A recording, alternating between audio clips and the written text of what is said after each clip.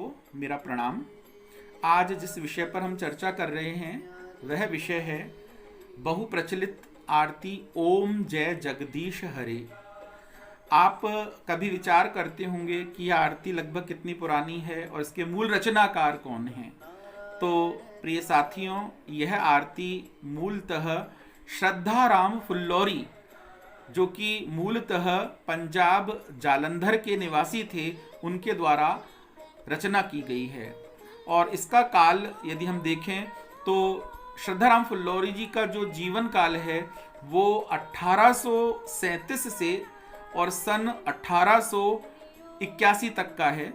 अर्थात यह आरती बहुत ज़्यादा पुरानी नहीं है, लेकिन इस आरती का जो भाव है वो हम सभी सनातनियों के हृदय में इतना व्याप्त हो चुका है कि हमारा कोई भी पूजा पाठ, हमारा कोई भी कर्म कांड इस आरती के बिना हम अधूरा ही मानते हैं।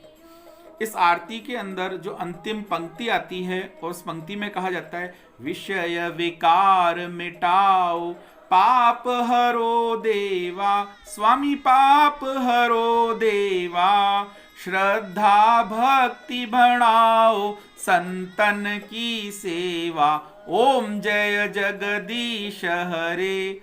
वस्तुतः श्रद्धा भक्ति बढ़ाओ पंक्ति में श्रद्धाराम फुल्लौरी का ही नाम अंकित है, जिन्होंने इस आरती की रचना की। और यदि हम इस आरती का मूल मंतव्य समझें तो अंतिम पंक्ति जो कहती है विषय विकार मिटाओ, वस्तुतः विषय विकार क्या है? तो हम यदि देखें तो विषय कितने हैं? 5 विषय होते हैं, क्योंकि हमारी ज्ञानेंद्रियां कितनी हैं? 5 ज्ञानेंद्रियां हैं। यदि हम नेत्र की बात करें तो नेत्र का विषय है दृश्य, कर्ण की बात करें कान का विषय है ध्वनि, जिह्वा की बात करें जीभ का विषय है स्वाद, त्वचा की बात करें त्वचा का विषय है स्पर्श, और नाक की बात करें तो नाक का विषय है गंध। अर्थात हमें 5 प्रकार के विषयों से ज्ञान प्राप्त होता है। गंध नाक से, दृश्य आंख से, ध्वनि कान से, स्वाद जीभ से और स्पर्श त्वचा से।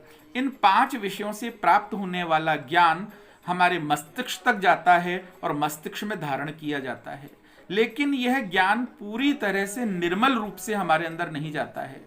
हम जब दृश्य देखते हैं तो दृश्य के कई विकार होते हैं। आजकल तो मोबाइल में जब लोग दृश्य देखते हैं तो उसमें कई विकृतियां भरी हुई हैं।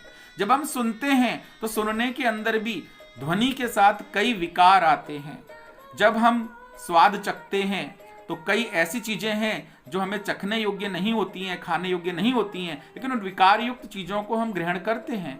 कई चीजें ऐसी हैं जो हमारे लिए ग्रहणीय नहीं है, लेकिन हम उसकी फिर भी गंध लेते हैं। अर्थात प्रत्येक प्रकार के विषय के साथ में कोई ना कोई विकार जरूर आता है, और इन्हीं विकारों से बचने के लिए, विषयों के विकारों से बचने के लिए इस आरती के अंदर पंक्ति लिखी गई है, विषय विकार मिटाओ पाप हरो देवा। क्यों? क्योंकि विषयों का यदि विकार मिट जाएगा तो निश्चित रूप से हमें ज्ञान प्राप्त होएगा।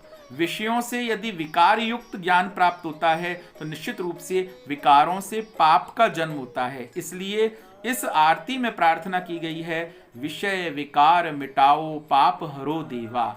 और उससे क्या होगा? हमारे हृदय में श्रद्धा भक्ति और प्रेम की बढ़ोतरी होगी, और जब श्रद्धा भक्ति और प्रेम की बढ़ोतरी होगी तो निश्चित रूप से हमारे सभी शुभ संकल्प पूर्ण होंगे। इसलिए हमारे प्रत्येक कर्म कांड के अंदर इस आरती का उपयोग किया जाता है और एक क्षमा भाव के साथ इस आरती का वाचन किया जाता है।